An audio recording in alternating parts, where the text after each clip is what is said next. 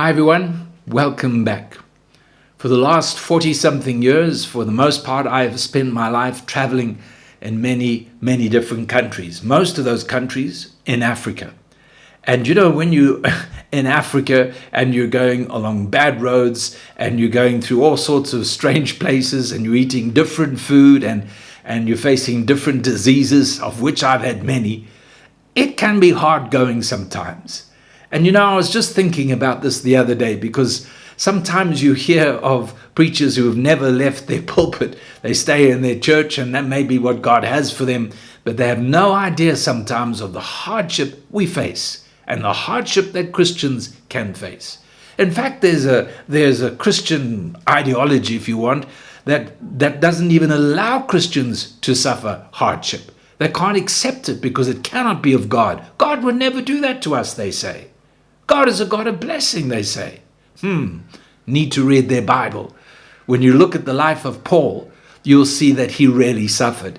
2 Corinthians chapter 11, he says he was in journeys often, in perils of waters, robbers, suffering at his own countrymen, perils by heathen, perils in the city, perils in the wilderness, in the sea, false brethren, in weariness, painfulness, fasting, hunger, thirst. Whoa, that's a tough life. And this is a man of God that we all love and respect. But he suffered hardship. In fact, he encourages Timothy and he says, suffer hardship with me as a good soldier of Christ. And you know, that's what I want to be. I want to be a good soldier of Christ. I don't want to just live for my own comfort, my own blessing, my own Christian security and satisfaction, as it were. But I want to be willing to do what God wants me to do, no matter what the price involves.